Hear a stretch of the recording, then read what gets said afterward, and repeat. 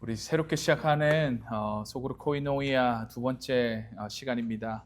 신앙유산 삶으로 이어지는 믿음이라는 제목으로 함께 말씀을 대하도록 하겠습니다. 한번 따라해 보실까요? 신앙의 유산, 삶으로 이어지는 믿음. 다시 한 번 더, 신앙의 유산, 삶으로 이어지는 믿음. 제가 어린 시절부터 알고 지낸 친구가 하나 있었습니다. 그 친구의 어머니는 교회에서 오랫동안 권사님으로 섬기면서 누구보다 더 열심히 신앙생활을 했던 분이셨습니다. 예배와 기도는 물론이고 교회 여러 가지 사역에서는 늘 앞장섰던 그런 분으로 기억이 납니다. 어린 시절 그 친구 역시도 부모님 손을 잡고 교회를 항상 다녔으며 주일학교뿐만 아니라 유스 수련회 그렇게 온갖 교회 활동은 빠지지도 않고 신앙 안에서 잘하는 것처럼 보였습니다. 근데 시간이 지나고 성인이 된 그 친구는 점점 교회에서 멀어지기 시작한 것이 아니겠습니까? 처음에는 예배를 한두 번 가끔 빠지더니 결국에는 교회를 완전히 떠나게 되었습니다. 그 모습을 보면서 제가 한 가지 제 마음속에 질문이 생겼던 것이지요.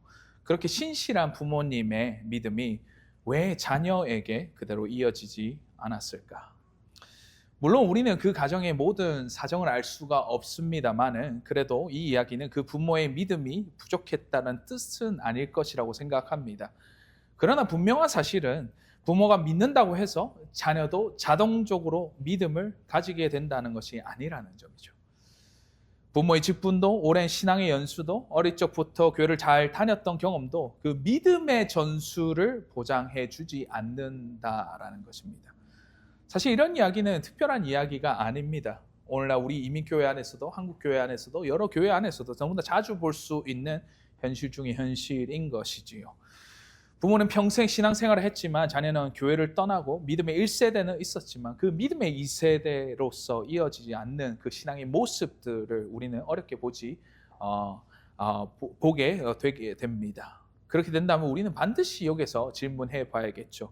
도대체 하나님께서는 믿음을 어떻게 다음 세대에게 이어가기 원하셨을까? 오늘 우리가 함께 대한 본문의 말씀인 신명기 6장을 통해서 이 질문의 답을 우리가 함께 찾아보았으면 좋겠습니다. 하나님은 믿음을 다음 세대에게 전하기 위해서 우리에게 먼저 좋은 프로그램이나 좋은 시스템을 갖추라고 말씀하신 것이 아니라 어쩌면 더 뛰어난 교사나 더 뛰어난 시스템을 세우라고 말씀하신 것이 아니라 다른 외적인 어떠한 부분을 강조해서 말씀하시지 않고 하나님께서 가장 먼저 우리에게 말씀하신 부분은 믿음을 살아내는 삶에 있었다는 사실을 우리는 기억해야 할 것입니다. 믿음은 삶으로 전수됩니다. 오늘 본문인 이스라엘 백성들이 가나안 땅으로 들어가기 직전에 신명기 6장 말씀은 모세가 마지막으로 그 이스라엘 백성들에게 전했던 메시지 말씀입니다. 하나님께서는 풍요로운 땅에 이렇게 들어간 이후에도 하나님을 잊지 않고 그 믿음을 다음 세대까지 이어가기를 원하셨던 것이죠. 그래서 하나님은 오늘 본문을 통해서 가장 먼저 이 말씀을 내 마음에 새기라 라고 말씀하시면서 이어서 집에 앉았을 때나 길을 나설 때나 누울 때나 일어날 때 자녀들에게 말씀을 가르치라라고 오늘 성경 본문의 말씀합니다. 다시 말하면 하나님은 이 믿음에 대한 어떠한 부분을 통해서 특별한 어떠한 종교 행사나 특별한 어떠한 부분들을 가지고 해서 말씀하신 것이 아니라 삶 전체를 통하여서 이 믿음을 전수하라라고 말씀하시고 계신 것이지요. 오늘 우리가 신명기 6장 말씀, 이 말씀을 통해서 신앙의 유산이 어떻게 다음 세대에게 전수되는지를 세 가지 측면에서 우리가 함께 살펴보길 원하고요. 믿음은 먼저 우리 마음에 새겨져야 되고 반복된 일상 가운데 드러나야 하며 모든 세대가 함께 공동체 안에서 이어진다는 그 사실을 우리가 말씀을 통해서 어떤 믿음을 말하고 있는지 또한 실제로 어떤 믿음을 우리가 살아내야 되는지 다음 세대에게 어떤 믿음의 유산을 남기고 있는지를 함께 오늘 본문의 말씀 신명기 6장 말씀을 통해서 돌아보기 원합니다. 첫째로 우리 한번 따라합시다. 믿음은 먼저 우리의 마음에 새겨져야 한다. 우리 신명기 6장 4절부터 6절 말씀 함께 보시겠습니다. 말씀에 말씀하시기로 이스라엘아 들으라. 우리 하나님 여호와는 오직 유일한 여호와시니 너는 마음을 다하고 뜻을 다하고 힘을 다하여 내 하나님 여호와를 사랑하라. 오늘 내가 내게 명하는 이 말씀을 너는 마음에 새기고 라고 말합니다. 여러분들 오늘 본문의 말씀에 있어서 우리가 주목해야 할 것은 하나님께서 자녀들을 언급하시기 이전에 먼저 그 대상을 부모와 또한 하나님의 백성을 향해서 먼저 이 4절에서부터 6절 말씀을 말씀하고 있다는 것이지요. 그러면서 하나님께서는 먼저 너희 자녀를 이렇게 가르치라 라는 것들을 말씀하기보다는 오히려 오늘 내가 내게 명한 이 말씀을 너의 마음에 새기라 라고 말씀하고 있다는 것입니다. 여러분들 그런데 왜 하나님께서는 자녀를 가르치라는 말씀보다 먼저 부모에게 그리고 기존 세대에게 이 말씀을 말씀하셨겠습니까?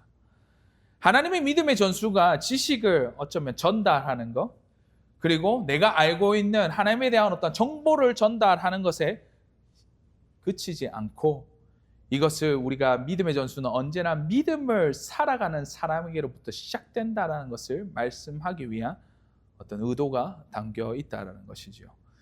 우리가 말씀을 대하는 가운데 이 말씀, 너는 마음에 새기라라는 표현이 나오는데 이 말씀은 어떠한 말씀을 암기하거나 외우는 암송에 대한 어떠한 부분으로서 많은 부분을 착각하고 잘못 해석하는 경우가 있습니다.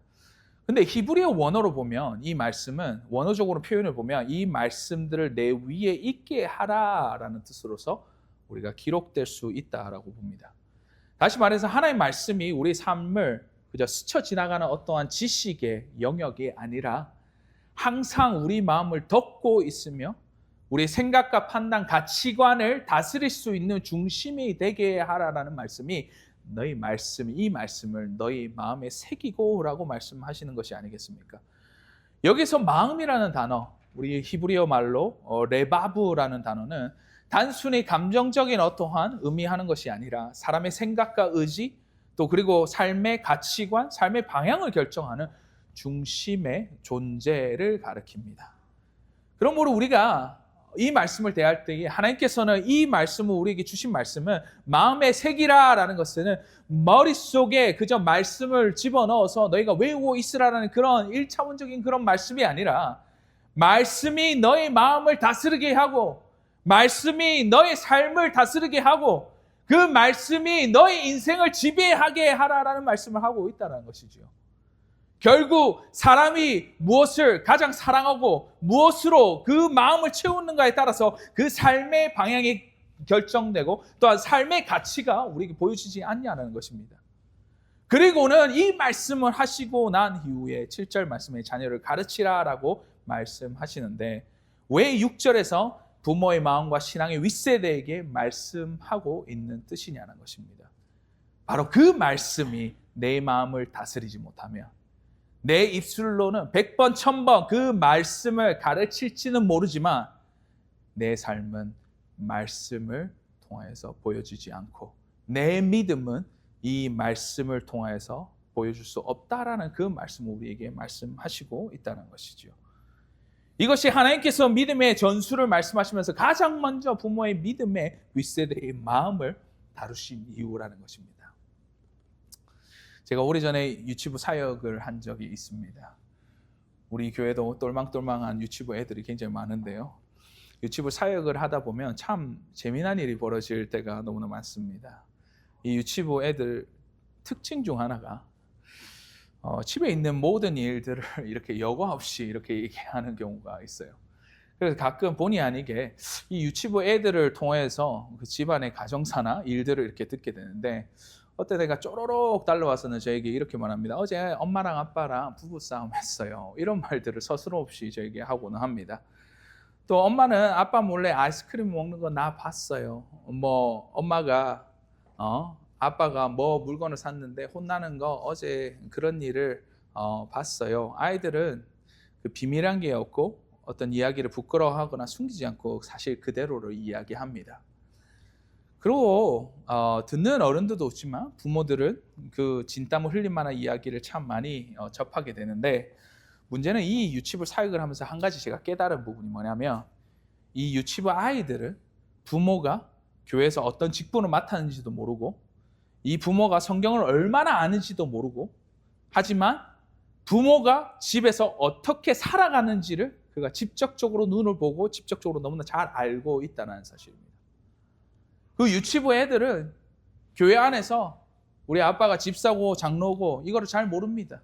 얼마나 대단한 사람인지도 모르고 어떠한 직분 자체, 얼마나 성경 지식이 있는지도 모르는데, 그 아이들은 그 순수한 눈으로 봤을 때에 집에서 그 아빠, 엄마가 어떻게 살아가는지를 여과 없이 보고 그것을 마음에 새기고 있다라는 것입니다. 왜냐하면 아이들은 부모의 말을 듣기 전에 바로 그 부모의 삶을 보기 때문입니다. 부모가 무엇 때문에 기뻐하시는지, 그리고 무엇 때문에 화를 내는지, 무엇을 가장 소중히 여기는지, 하나님을 정말 사랑하는지를 그들은 매일매일 보고 자라고 있다는 것이죠. 그래서 이 아이들은 부모가 가르치는 신앙보다, 그 말로써 전달되는 그 말씀보다 그 부모가 살아내는 신앙의 모습을 먼저 접하게 되고 그것을 먼저 배우게 된다라는 것입니다. 여러분들, 이것이 하나님께서 신명기 6장에서 자녀를 가르치기 전에 그 먼저 부모의 마음을 어떻게 하라라고 말씀하시는 이유라는 것이죠. 말씀이 내 마음을 다스리지 못하면 내 입술로는 하나님 말씀을 가르칠 수도 있을지 모르지만 내 삶은 하나님의 말씀을 보여줄 수 없다라는 것을 말하고 있지 않습니까?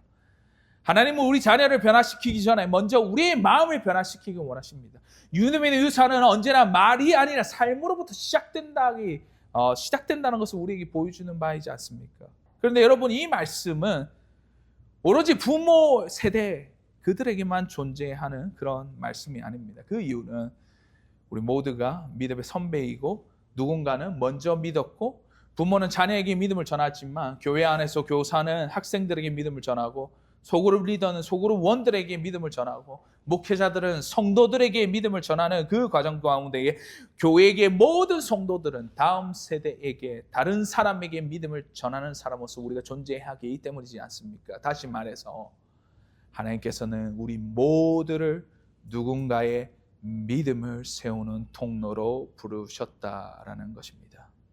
여러분, 그렇기 때문에 하나님께서는 먼저 우리의 사역을 변화시키라라고 말씀하기보다는 먼저 우리의 마음을 변화시키고 이 말씀을 너는 마음에 새기라라고 말씀하고 있다는 것이지요. 세상의 염려, 성공, 물질, 바쁨이 어쩌면 우리 마음을 채우고 있을 때가 너무나 많지 않습니까? 번잡한 어떤 생활 가운데에 막연한 생각, 여러 가지 삶의 재리와 여러 가지 염려, 걱정들이 내 마음을 지배하고 있지는 않냐라는 것입니다.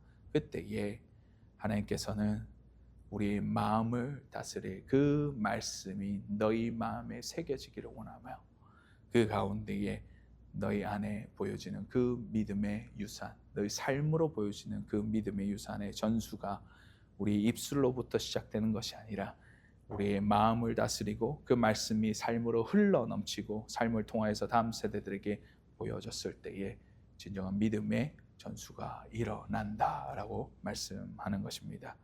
그래서 믿음은 먼저 우리의 마음에 새겨져야 한다는 것이지요. 그런가 하면 둘째로 믿음은 한번 받아봅시다. 일상의 삶 속에서 전수되어야 한다. 우리 한번 말씀 계속해서 읽어보실까요? 7절 말씀부터 한번 보시겠습니다. 7절 말씀에 내 자녀에게 부지런히 가르치며 집에 앉을 때든지 길을 갈 때든지 누워 있을 때든지 일어날 때이든지 이 말씀을 강론할 것이며 너는 또 그것을 내 손목에 매어 기호를 삼으며 내 미간에 붙여 표로 삼고 또 내 집 문설주와 바깥문에 기록할지니라 라고 말씀합니다. 여러분들, 이 말씀을 읽을 때 참 흥미로운 것은 하나님께서 우리에게 말씀하시는 부분은 매일 아침에 너희 한 30분씩 큐티 묵상해라 라거나 아니면 너희가 정해진 시간에 얼마만큼 아이들을 위해서 성경 공부시켜라, 아니면 기도 생활을 시켜라, 주일마다 예배를 꼭 드리게 하라 라고만 얘기하는 것이 아닙니다.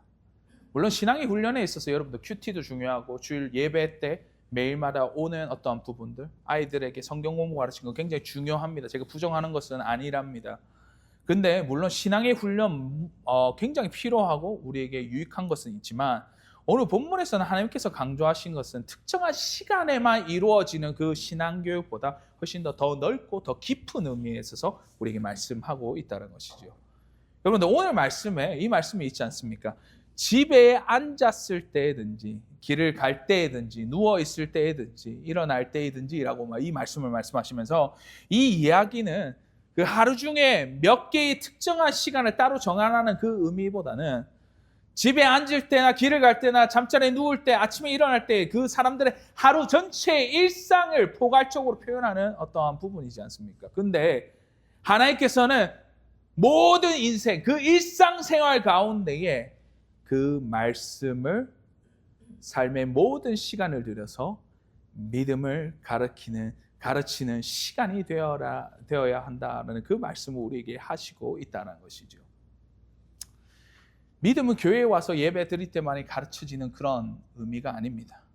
함께 식사할 때도, 우리가 차를 타고 갈 때도, 학교나 직장에 이동할 때나 하루를 마치고 잠자리에 들 때도, 새로운 아침을 시작할 때나 하나님의 이야기를 하고 그분의 말씀의 삶과 연결돼야 한다는 것을 우리가 말씀하고 있다는 것이죠. 결국은 하나님께서 원하시는 믿음의 전수는 특별한 신앙 행사, 어떤 신앙에 대한 어떤 차원에 있어서 특정한 시간을 정해서 얘기하는 것이 아니라 우리의 평범한 일상 전체가 믿음으로 보여지고 나눠지는 자리가 되게 한다는 것이 바로 신앙 전수의 가장 필요한 부분이라는 것을 우리에게 말씀하고 있다는 것입니다. 정해진 시간에 성경을 가르치는 것 중요합니다. 그것보다 더 중요한 것은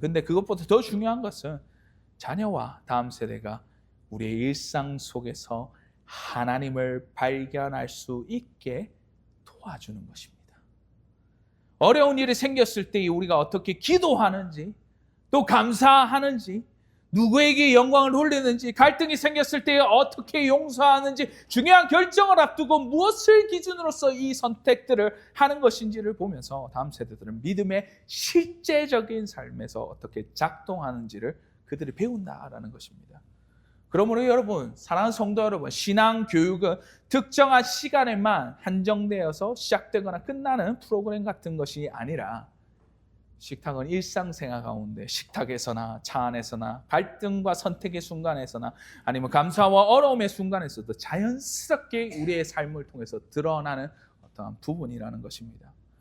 여러분들, 다음 세대는 우리가 정해진 시간에 무엇을 가르치는 것만 보는 것이 아니라 일상의 모든 시간들을 우리가 어떻게 하나님을 믿고 의지하고 있는지를 보면서 자라나고 있다는 것이죠. 그래서 믿음은 특별한 시간에만 가르치는 것이 아니라 일상의 평범한 그 삶 속에서 보여지는 것이라는 것을 믿고 그렇게 사시는 저와 여러분이 되시기를 주의 이름으로 간절히 소원하는 바입니다.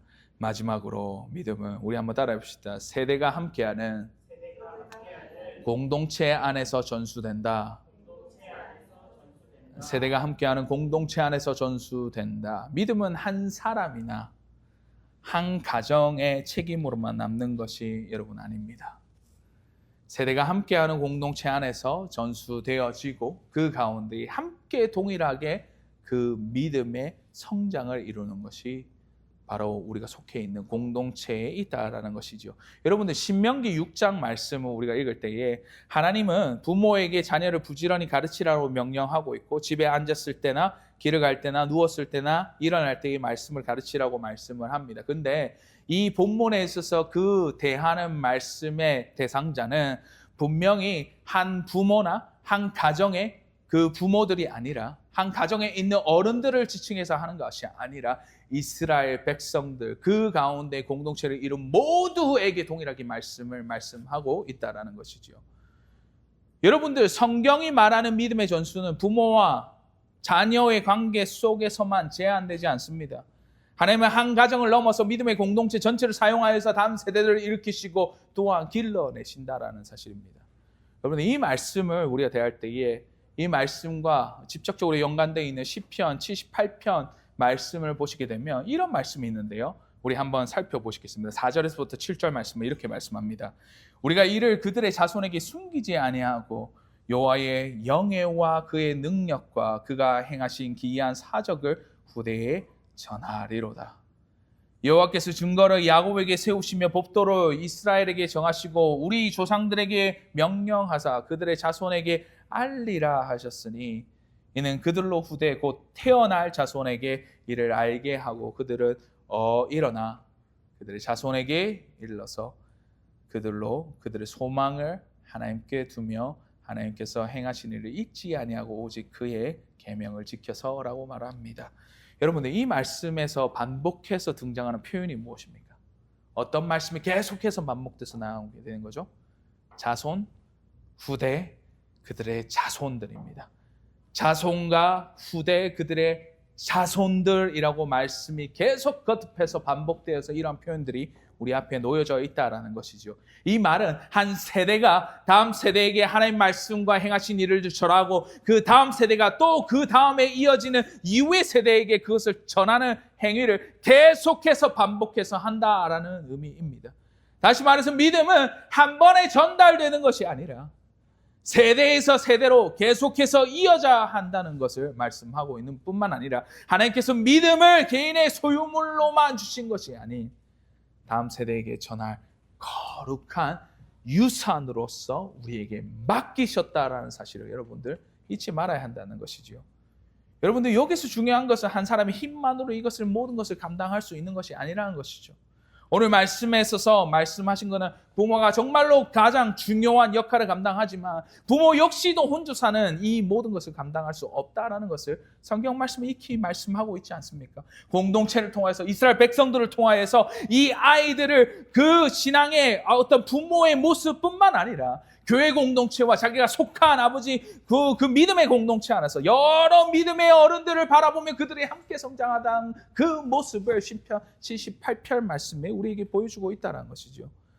그러므로 교회는 단순히 같은 시간에 같은 장소에 모여서 예배드리는 정도의 수준으로만 우리가 여겨서는 안 된다는 것입니다.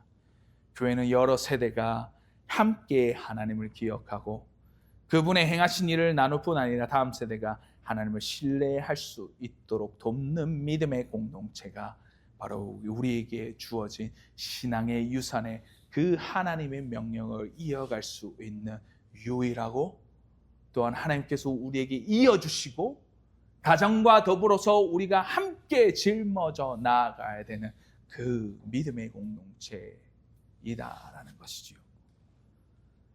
어린 세대가 윗세대의 간증을 듣습니다. 하나님을 배우고 윗세대는 다음 세대의 질문과 열정을 통해서 다시 한 번 더 믿음을 새롭게 합니다. 믿음은 그래서 일방적으로 위에서 아래로만 흐르는 것이 아니라 서로 다른 세대가 함께 하나님을 바라보는 가운데 이루어진다는 사실을 여러분들 잊지 마시기 바랍니다.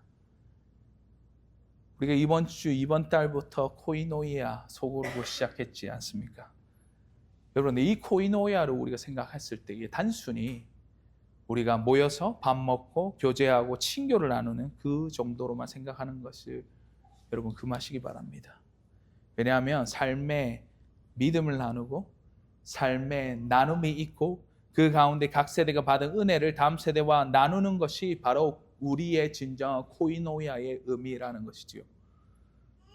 우리가 이것이 단순히 할아버지 할머니 세대에만 경험한 하나님을 우리가 듣는 것으로 끝나는 것이 아니라 그들이 믿었고 우리가 믿었고 우리 가운데 경험했던 하나님의 신실함이 그 부모의 세대를 넘어서 다음 세대들에게 그리고 다른 이들에게 전달되는 이 세대가 세대를 세우며 세대에서 세대로 그 믿음의 유산이 전달되는 이 성경적인 모습이 바로 우리가 추구해야 되며 함께 세워가야 되는 믿음의 공동체의 모습이라는 것입니다. 그래서 여러분들 단순히 우리 유스 사역, 어떻게 보면 칠든 사역, 아이들 사역 그러면 만족하는 것이 아니라 우리 모든 교인들 이 자리 머리 숙이고 함께하는 모든 어른 세대, 부모 세대 모든 우리 공동체가 이 신앙의 유산의 그 하나님의 명령을 감당하며 나아가시는 저와 여러분이 되시기를 주의 이름으로 간절히 소원하는 바입니다. 신앙의 유산은 한 사람의 노력으로만 만들어지지 않습니다. 말씀이 우리 마음에 새겨지고 그 말씀이 우리 일상생활에서 드러나고 그 믿음을 세대가 함께하는 공동체가 품을 때에 다음 세대로 이어질 수 있다는 사실을 잊지 마시기 바랍니다. 사랑하는 성도 여러분, 오늘 하나님께서 우리에게 믿음의 유산에 대해서 어떻게 말씀하셨는지 우리가 함께 보지 않았습니까? 먼저는 말씀이 우리 마음에 새겨져야 합니다. 그리고 둘째로 그 말씀이 삶 속에서 살아 움직이며 세대가 함께하는 공동체를 통하여서 다음 세대에게 전달되는 사실을 우리 잊지 마시기 바랍니다. 그래서 오늘 말씀을 우리가 대하면서 우리가 함께 이 같은 질문을 우리 마음속에 품고 우리가 나아갔으면 좋겠는데요. 나는 지금 어떤 믿음의 유산을 남기고 있는가? 나는 지금 어떠한 신앙의 유산을 내 뒤에 남기고 있는가?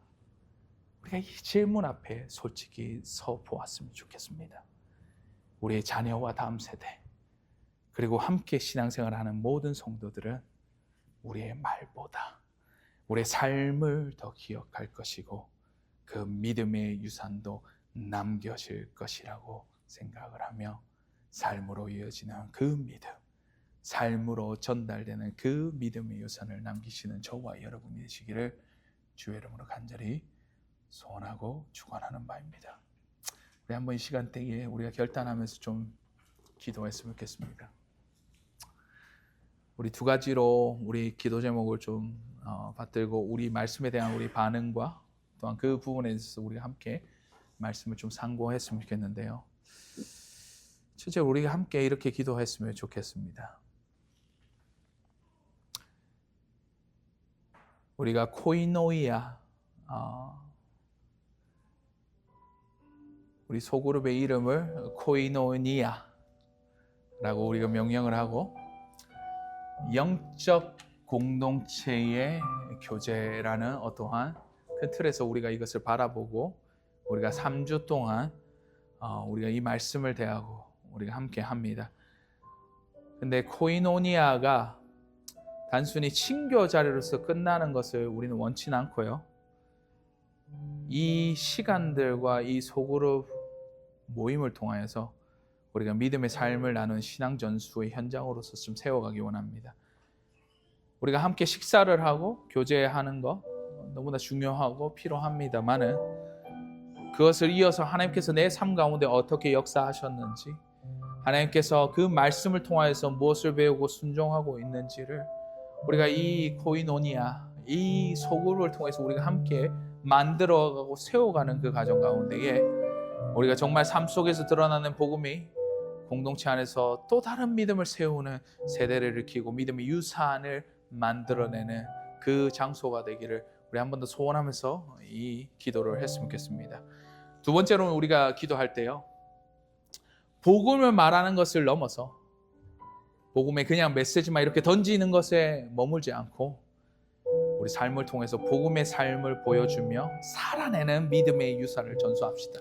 여러분, 우리 가정에서, 일터에서, 또한 교회 공동체 안에서 다음 세대가 우리 삶을 통해서 예수 그리스도를 볼 수 있도록 우리가 살아갈 건데, 우리가 살아내는 작은 순종과 사랑, 용서와 여러 가지 섬김이 다음 세대에게 가장 오래 남는 신앙의 유산임을 우리가 기억하고, 믿음의 유산임을 기억하고, 우리가 그 믿음의 여정 가운데에 복음을 살아낼 수 있는 그 모습들을 우리에게 허락해달라고, 우리 이 두 가지를 두고 우리가 함께 기도합시다. 말씀이 먼저 우리 마음에 새겨질 수 있도록 주님 코이노이아를 통해서 우리 모습들과 이 가운데에 이것들이 이어질 수 있도록, 그리고 또한 믿음의 유산을 남기는 삶과 공동체가 될 수 있도록, 내가 그것을 살아낼 수 있도록 지금 함께 해달라고 우리 함께 기도해 주시고, 함께 우리 합심해서 기도하고 제가 마무리 기도하고 오늘 예배를 마치도록 하겠습니다.